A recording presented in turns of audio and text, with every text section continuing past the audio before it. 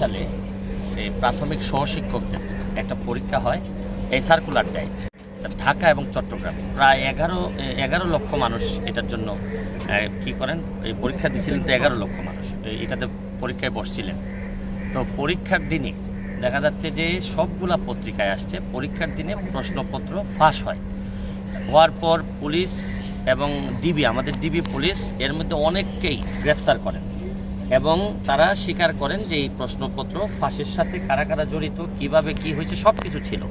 এবং অনেকগুলো পত্রিকায় এই রিপোর্ট আসার পরেও দেখা যাচ্ছে যে আমাদের মন্ত্রণালয় থেকে এখন পর্যন্ত কোনো ধরনের ইনকোয়ারি তো দূরের কথা, বরং তারা এইটারে ইগনোর করে সামনের দিকে এগিয়ে যাচ্ছেন। তারা বাইবা কল করতেছেন, বাইবা হচ্ছে এবং বাইবা চলতেছে।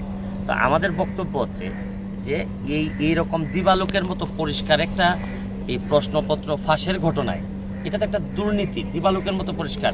এইরকম ঘটনায় একটা তদন্ত কেউ করলো না। এর মানে হচ্ছে কি, আমরা ধারণা করতেছি এটার মধ্যে যারা জড়িত তাদের মধ্যে ইভেন যারা এই মন্ত্রণালয়ে যারা ছিলেন তারাও জড়িত থাকতে পারেন। এই জন্য আমরা আদালতে, আমরা আজকে মহামান্য হাইকোর্টে আসছিলাম, এসে আমরা এই একটা ইনকোয়ারি চেয়েছি এবং এই যে ফ্রেশ একটা পরীক্ষা নেওয়ার জন্য বলছি। এবং কেন না নেওয়াটা বা এই যে ফেয়ার একটা তাদের যে ফেয়ার একটা এক্সাম করতে না পারাটা কেন অবৈধ হবে না, আমরা রুল চেয়েছি। মাননীয় আদালত আমাদেরকে রুল দিয়েছেন, ভাইবা বসি যে পরীক্ষাটা, ভাইবা পরীক্ষাটা স্টে করে দিয়েছেন 6 মাসের জন্য এবং একটা ইনকোয়ারি কমিটি করে 3 মাসের মধ্যে ইনকোয়ারি রিপোর্ট হাইকোর্ট বরাবরে জমা দিতে বলেছেন।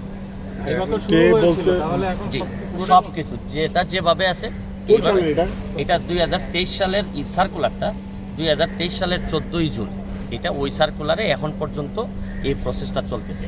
আপনি চিন্তা করেন যে পরীক্ষা কি কিছু করা হয়েছে? পরীক্ষা কি হয়েছে? কোনো পরীক্ষা তো ভাইবা চলছে, এর আগে তো রিটেন ছিল, রিটেন হয়ে গেছে। এবং দুর্নীতিটা এবং প্রশ্নপত্র ফাঁসের যে বিষয়টা, এটা কিন্তু এমসিকিউর সময়, এই যে 100 মার্কের যে একটা এমসিকিউ থাকে ওই সময় হচ্ছে কি দুর্নীতি। যাদের ভাইবা হয়ে গেছে হ্যাঁ তাদের নিয়োগও স্থগিত থাকবে সব।